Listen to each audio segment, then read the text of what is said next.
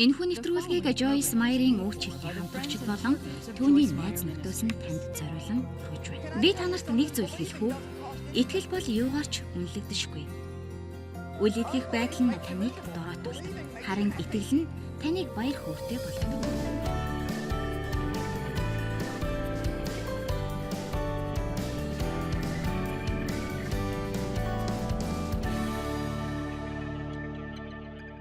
Өнөөдөр би та нартай яаж байнга итгэлтэй байх талаар Христ рүү яг л жаахан хүүхэд шиг хараад би итгэж байна.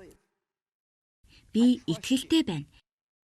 Би харахгүй байгаа ч гэсэн мэдрэхгүй байгаа ч гэсэн харин би итгэж байна гэж хэлэх талаар ярихыг хүсэж байна. Иоханны 11-р бүлэг дээр гардаг Лазарын амьсан хэсгийг харцгаая.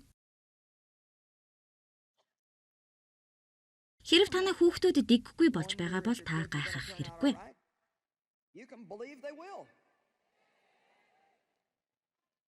Та тэд сайн хүүхдүүд болж өснө гэдэгт итгэж болно. Тэрч байтугай тэд яг одоо асуудалтай байсан ч тэд өөрчлөгдөх болно гэдэгт та итгэлтэй байж болно. Би та нараас нэг асуулт асууя. Та нарын хідэн амьдралдаа баяр хөөртэй байхыг хүсэж байна вэ? Тэгэхээр та итгэлтэй байдалд суралцахаас нааш юу ч хийж чадахгүй. Бид итгэлээс эргэлзээд итгэлээс итгэлгүй байдалд биш харин эргэлзэнээс итгэлээс итгэлд алхдаг. Тийм ээ, би юунд итгэж байна. Харин тэр зүйлд итгэхгүй байна гэж хэлэх юм биш. Зүгээр л итгэлтэй бай. Итгэлтэй байдал нь чөтгөрийг ялдаг. Яг бяцхан хүүхдийн адил итгэлтэй бай. Иохан номын 11-р бүлэг дээр Иесус Лазарыг үхлээс амьлуулсан гайхалтай түүх байдаг бөгөөд үүнтэй адилхан маш олон гайхалтай жишээнүүдийг татаж болно. Харин энэ удаа Иохан 11-р бүлэг 5-р ишлэлийг харцгаая. Марта түүний охин дүү болох ах Лазарыг нь Иесус хайрладаг байлаа. Тэд бол түүний хүндтэй найзууд нь байсан юм. Тиймээс тэр тэднийг хүндэтгэж хайрладаг байлаа. Лазарын үтснийг сонсоод Иесус байсан газараа 2 хоног. Энэ асуудал Лазарт тусалгаар явах санаа зовлтыг түүнд өгсөнгүй. Тэр тэднийг хайрладаг байсан гэхээр Иесус Лазарын байсан газар руу ухас харин түүний асуудал бэрхшээлийг шийдэхэд ухас харин гүйх байх та гэж та нар бодсон. Гэтэл та нар харж байна уу? Тэр түүнийг хайрладаг учраас л байсан газартаа 2 хоног. Харж байна уу? Та нар ямар нэг зүйлийг хүлээн гэдг нь Бурхан танд хайргүй гэсэн үг биш шүү дээ.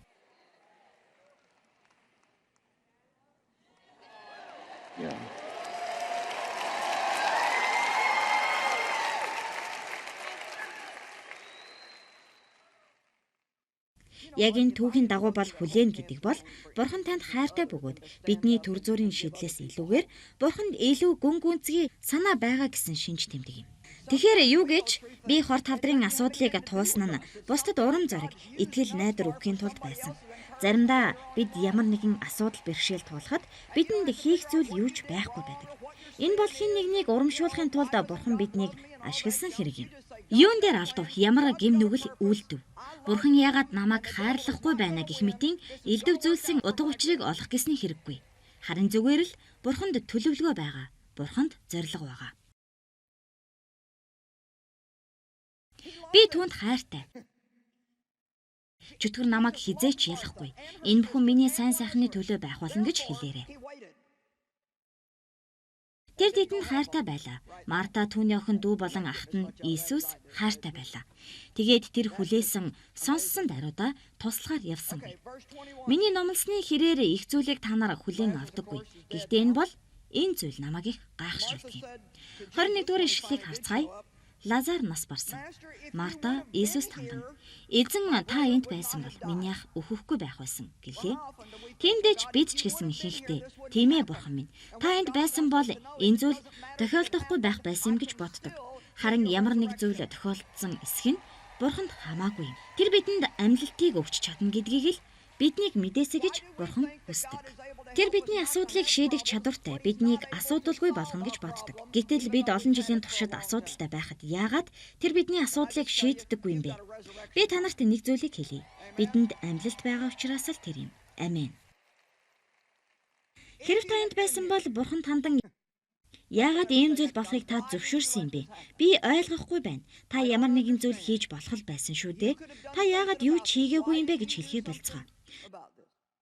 Би хүүхэд насандаа туулсан хүчирхийллийн талаар гайхдаг байсан. Учир нь би хүүхэд байхдаа энэ нөхцөл байдлаас намайг гаргаж өгөөч гэж би залбирдаг байсан юм. Аавыгаа бүр үхээсэй гэж хүртэл залбирдаг байсан гэх мэтийн муу зүйлсийн төлөө хүртэл би залбирдаг байсан. Ээж минь энэ хүнийг орхих зүрх зоригтой болохын төлөө залбирдаг байсан. Гэтэл аль нь ч биелээгүй. Миний залбирсан зүйлийн аль нь ч биелээгүй. Гэхдээ юу гэж би энэ бүх зүйлийн учрыг олох гэж хичээхэ болсон. Нэг л зүйлийг Бурхан намайг эдгээр асуудлуудаас чөлөөлөхгүй юм байна. Харин энэ зүйлээр намайг туулуулах юм байна. Тэгээд би хүчтэй болон гарах юм байна гэдэг зүйлийг л ойлгосон юм. Хэрв та энд байсан бол энэ зүйл тохиолдохгүй байсан юм. 23 дугаар ишлэл. Иесус түүнд чиний ах амилна гэхэд Марта түүнд эцсийн өдрийн амьлалтанд тэр амилна гэдгийг би мэдэж байна гэв. Иесус Мартад би бол амьлалт ба ам мөн. 32 дугаар ишлэл. Мария Иесусийн байсан газар ирж түүнийг хараад хүлдэн унаж эзэн хэрв та энд байсан бол миний ах өвөхгүй байх байсан гэлээ.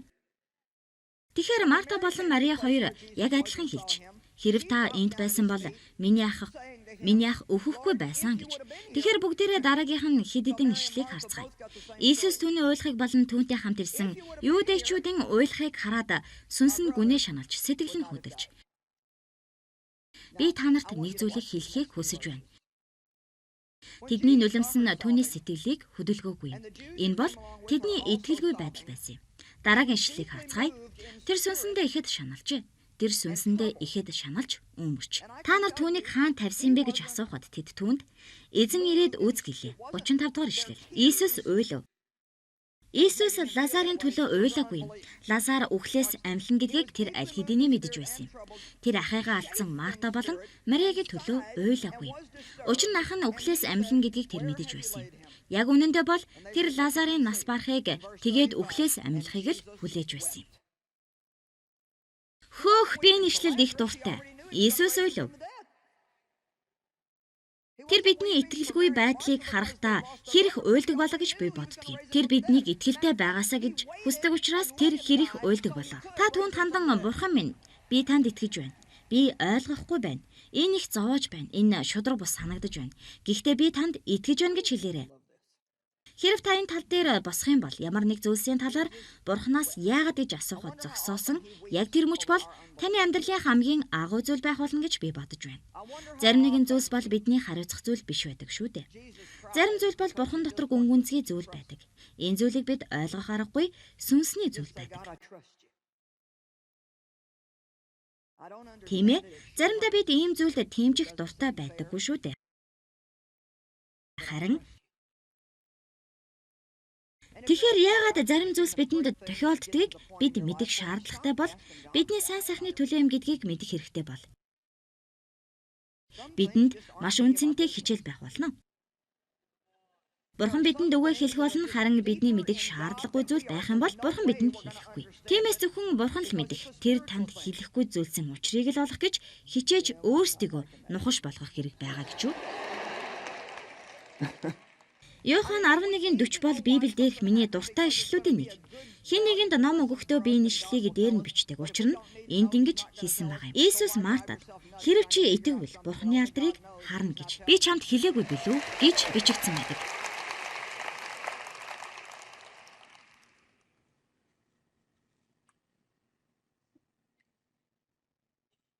Кинг Джеймс Библиэлд бүр их гоё оруулсан байдаг. Зөвхөн итгэлтэй бай, чи Бурханы алдрыг харах болно гэж бичсэн байдаг. Тэгэхээр алдар гэдэг бол хэрв та нар энэ үгийг судлах юм бол Бурханы төгс байдлын яруу алдар. Бурханы бүхий л сайн сайхан байдал Бурханы хамгийн дээд чанар гэсэн утгатай. Тэгэхээр Бурхан чи зөвхөн итгэлтэй байх юм бол гэж хэлсэн. Тэр өөр юу ч хэлээгүй. Зөвхөн итгэлтэй байх юм бол ийм л учраас биднийг итгэгчид гэж нэрлэдэг юм шүү дээ. Дашрын дэлхийд зөвхөн итгэлтэй байх юм бол Бурханы алдрыг харах болно. Бурханы сайн сайхан байдлыг төгс төгөлдөр Давуу байдлыг та өөрийнхөө амьдрал дээр харах болно. Би та бүхнийг өөрийнхөө амьдралынхаа нэг өдрийг, нэг сарыг, тэрж байтугай нэг жилийг ч битгий хараарай гэж урамшуулмаар байна. Харин тэр нэг жилээс эхлэн бүх зүйлээ Бурхны арга замаар тодорхойлж эхлэрэй гэж урамшуулмаар байна. Амьдралаа бүхэлд нь хараарай. Би амьдралынхаа 18 насыг харах юм бол өөрийгөө бараг дүүжилчихмээр санагдана. Учир нь эндээс эхэлсэн миний амьдралын 5 жил тийм ч сайхан байгаагүй. Учир нь би хүнд хэцүү нөхцөл байдлаасаа гарахын тулд нэг залуутай гэрлсэн юм. Надтай гэрлэхийг хинч хүсэхгүй. Тэр намайг бодвол арай гений юм гэж бодсон хэрэг. Гэтэл дахиад өөр нэг 5 жилийг хар дарсан зууд мэд өнгөрүүлсэн. Тэгэхээр би тэр үед 23 настай байсан хэрнээ аз жаргалтай, баяр хөөртэй байсныг хизээч сандаггүй юм. Хизээч шүү. Тэгэхээр надад сайхан эхлэл байгаагүй. Хэрв тэр он жилүүдийг эргэн харах юм бол би шууд л даргаар төлөвт орно. Харин тэр цаг үеэс бусдыг нь би бас харах ёстой шүү дээ. Бурхан миний амьдралд одоо юу хийж байгааг, туулсан амьдралыг минь Бурхан хэрхэн ашиглаж байгааг би харах ёстой. Амен. Тэгэхээр чамд аимшигтай хүнд зүйл тохиолдсон байж болох юм. Гэхдээ Бурхан таны амьдралд бас өөр нэг гайхалтай уртсуудыг нэмж байгаа шүү дээ. Бурхан таны амьдралд янз бүрийн зүйлсийг өгснөөр. Тэгэхээр та бялуу хийхдээ хүүхдэд яг тохирсон амттай байх хэмжээний эсэнч хэрийг хийдэг үсттэй. Тэгэхээр магадгүй таны амьдралд маш олон хөөх өдрүүд биш харин өөх өдрүүд илүү олон байсан байж болох юм. Амен. Тэгэхээр сонсоорой. Есүс хадыг зайлуул гэж хэлсэн. Оо эзэн, тэр өвхөд 4 хонож байгаа тул одоо өмхийн өнөр орсон байгаа гэж хэлв. Хадыг зайлуул. Лазар гараад ир. Үхсэн хүн гар хөлн оршуулгын боолттой гараад ирв. Тэгээд би Иесусийн хэлсэн энэ үгэнд их дуртай. Тайлж түүнийг явуул. Юу гэж? Энэ бол миний өнөөдрийн сургаалын нэг хэсэг юм. Тэгэхээр та нарын олонх нь гарч ирэхдээ хэдийгээр дахин төрсөн гэж хэлдэг боловч та нар оршуулгын боолттой хിവэрэ байдаг шүү дээ. Гонигтай баргар байдал буруу хандлагаар хүлэгдчихсэн байдаг. Оршуулгын боолтоо тайлж амьд хүний амьдралаар амьдарч хэлцгээе. Амен. Гараад ир. Оршуулгын хувцас тайл. Тэднийг тайлж хай. Толгоогоо өрг. Гараа өргөөд би эзэнд итгэдэг. Би Бурханд итгэдэг.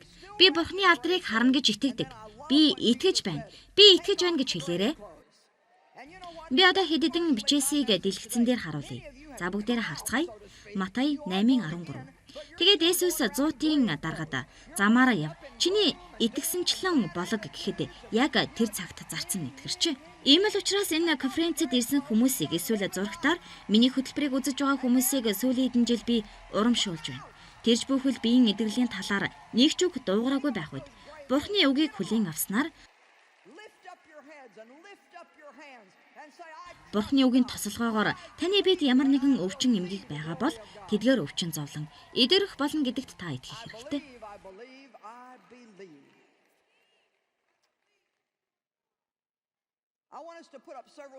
Харж байна уу, бид илүү их итгэлтэй байх юм бол илүү их зүйлийг авах болно гэж би бодож байна. Бид юунд ч итгэхгүй бол юу ч авч чадахгүй. Тийм учраас л бид юу ч авахгүй байгаагаа ойлгодоггүй. Юунд ч итгэхгүй байснаас их зүйлд итгээд түүнийхээ хагасыг нь ч болтугай авах нь илүү дээр. Юу болохыг харахыг хүлээж зүгээр л сандалтаа шигдэн суухын төлөө сүмд битгий яваарай. Энэ бол шоу биш ээ. Бид шоу харах хэрэггүй шүү дээ. Хэрв ийм л зүйлийг хийдэг байсан бол би айлэрт гарчихсан байх байсан. Харин би өнөөдөр энд хүмүүсийн амьдралыг өөрчлөхийн төлөө байна. Би энд хүмүүсийн итгэлийг өсгөхийн төлөө, тэдэнд найдварыг өгөхийн төлөө зогсож байна.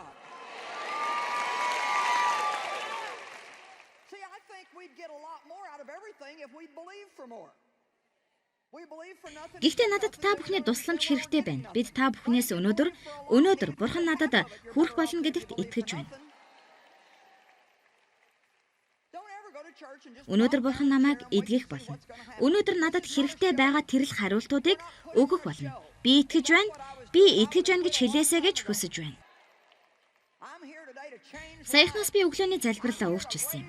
Би өмнө нь нэг иймэрхүү ерөнхийдөө өглөө орноосоо босонгуудаа үүнийг хийдэг байсан юм. Тэгээд нэг их хол явуулдаггүй байсан. Иймэрхүү байдлаа. Надад өнөөдөр ямар нэгэн сайхан зүйл тохиолдно гэдэгт би итгэж байна. Бурхан өнөөдөр надаар дамжин ямар нэгэн сайхан зүйлийг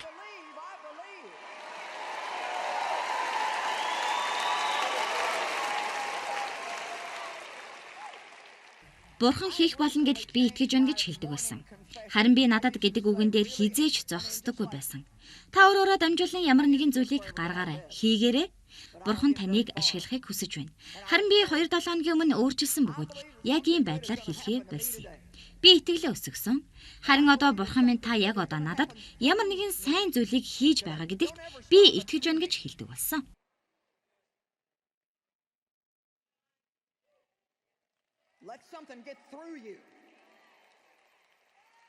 Яг одоо надад ямар нэгэн сайн зүйл болж байгаа гэдэгт би итгэж байна. Бид аль хэдийн авчихсан зүйлстэй л итгэдэг гэж би олон удаа боддог. Харин Бурхан биднийг хийгээсэй гэж хүсдэг нэгэн зүйл бол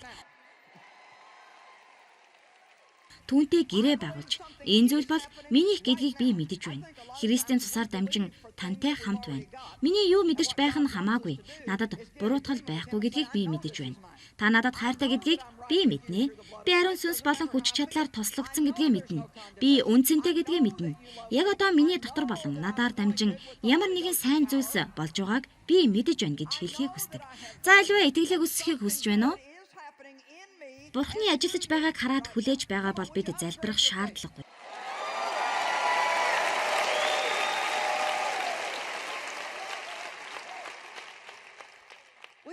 Харин бид үүний дараа залбирах хэрэгтэй.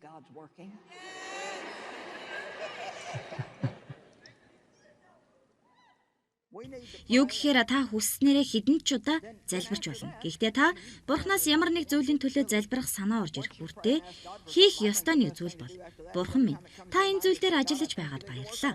Би ямар нэгэн гацыг харж байна. Та энэ тал дээр ажиллаж байгаад талархъя гэж хэлэх нь хамгийн чухал зүйл юм. Бид ямар нэгэн зүйлийг харахгүй байгаа нь Бурхан ажиллахгүй байна гэсэн үг биш шүү дээ. Библиэлд юу гэж хэлснийг та нар мэдэх үү? Таны итгэлийн хэмжээгээр Бурхан ажилдаг гэж хэлсэн байна. Тиймээс бүгдээрээ би итгэж байна гэж хэлэх үү? Марк 9:23 Иесус түнд чи надад хандан хэрв та чаддаг бол гэв үү? Түүнд итгэдэг хүнд бүх юм боломжтой. Үлс 16:31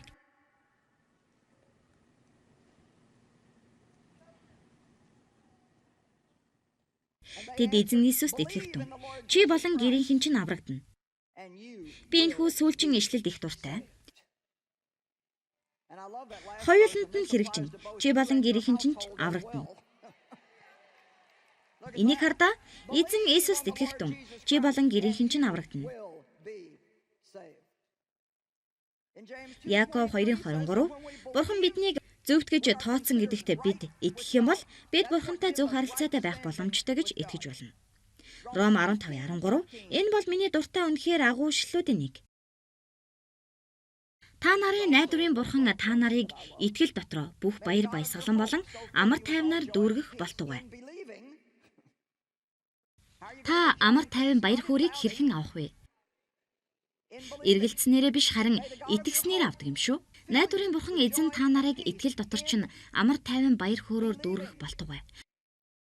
Олон жилийн өмнөх тэр нэгэн муу өдрийг би санаж байна. Би ажлаа алдсан, амар тайвнаа алдсан байсан. Хизээч өмнө нь ийм байгаагүйгээр шүү. Би энэ зүйл дээр анхаараагүй байж болох юм. Гэхдээ энэ бол алдсан хэрэг биш байсан. Энэ бол бидний сэтгэл дотор байдаг зүйл.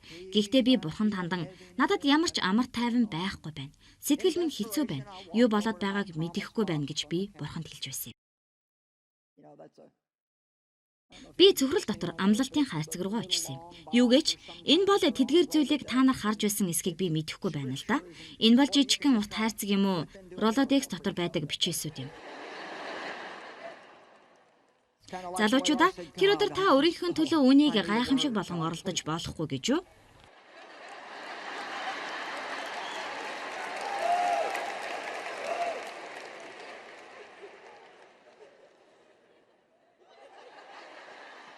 Энэ бол цаг агаартай адил зүйл.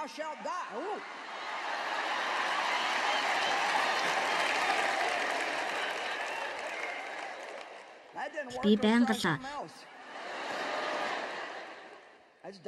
Бурхан минь надад үг хэрэгтэй байна. Бурхан минь үгээ өгөөч. Хормуугаар үлдэж та өөхөх ёстой. За энэ бүтэхгүй боллоо. За өөр нэг зүйлийг туршаад үзье. Энэ бол их аюултай зүйл шүү. Тийм ээ. Хангалттай хугацаанд чадах ядгаараа хийгээд л байвал сайн зүйлд хүрнэ шүү дээ. Тэгээд л би хайрцага бараг хоосортол нь сайн бичээс гарч иртэл өвнө хийсэн. Энэ бол Ром 15-ын 13 байсан. Амар тайван баяр хөөрн итгэл дотор олддог. Тэгээд л би Бурхан надад юу хэлж байсныг би мэдэж авсан юм. Чи итгэхэ байсан учраас чи төөрч самуурсан. Чи итгэхэ байсан учраас чи самуурсан гэж би хэлсэн. Чи итгэхэ байсан учраас чи самуурсан гэж би хэлсэн. Чи итгэхэ байсан учраас чи самуурсан гэж би хэлсэн. Бидний итгэл нь бидний амьдралыг тодорхойлдог. Бидний амьдралын чанар нь бидний юунд итгэснээр тодорхойлогддог. Та өөртөө хэрэг итгэдэг вэ? Та өөрийнхөө өнгөрсөн амьдралд итгэж найддаг уу? Та ирээдүйдээ итгэдэггүй. Гэртээ хараад өөртөө ярилцаарай. Би үүнийг нухацтайгаар хэлж байна шүү. Гэртээ хараад өөртөө ярилцаарай. Суугаад цаг хэртээ чимээгүй байгаад өөрөөсөө би юунд итгэдэг бэ? Би юунд итгэдэг вэ гэж асуугаарай. Бурхан танд хайртай гэдэгт тэр таны төлөө байдаг. Түүнд танд зориулсан сайн төлөвлөгөө байгаа гэдэгт тэр танд ууралдаггүй.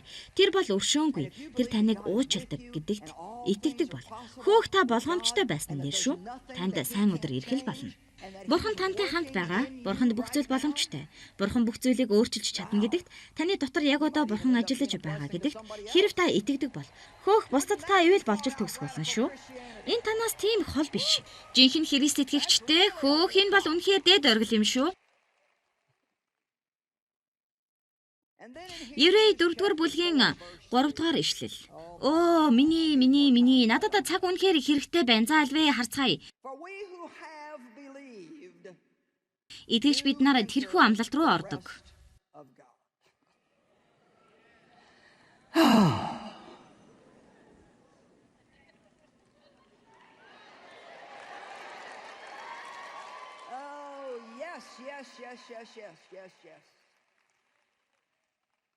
Оо за.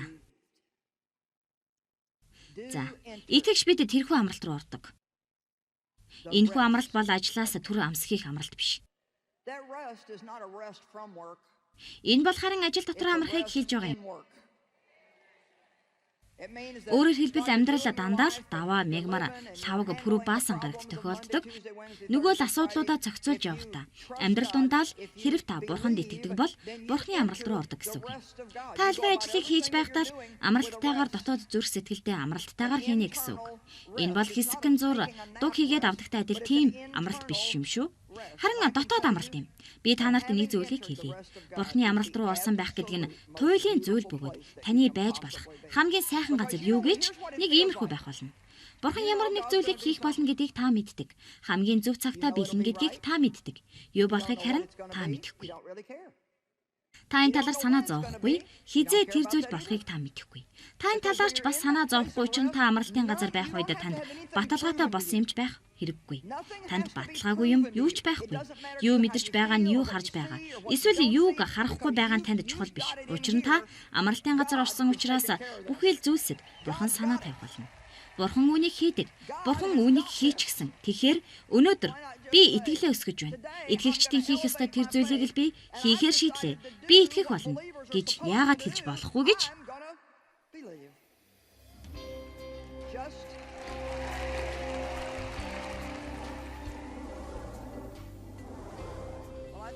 Тийм ээ, амьдрал бол аялал гэдэгтээ бид бүгдээрээ санал нийлдэг шүү дээ. Юу гэхээр амьдралдаа баяр хүртээ сэтгэл хангалуун байна гэдэг бол их чухал зүйл юм. Бидний хийх ёстой зүйлийн нэг бол Бурханд хэрхэн итгэж найдах вэ гэдэгт суралцах юм. Заримдаа итгэлгүй байдалтай болох нь их амархан байдаг. Харин бид итгэл дээрээ баттай байж, Бурхан минь би танд итгэж байна гэж хэлдэг байх хэрэгтэй. Ром 15-ын 13 дээр ариун сүнсний хүчээр та нар найдвараар бэлгсэн байхын тулд найдварын Бурхан та нарыг итгэл дотор бүх баяр баясгалан болон амар тайвнаар дүүргэх болтгой гэжээ. Та аялалдаа үргэлж баяр хөөртэй байхаа үргэлж санаж байгаарай. Өөрийн бодлоо удирдахад суралцсан дотоод тулаанда ялахад Joyce Meyer-ийн оюун ухаан тулалдааны талбар тохимол ном танд тусална.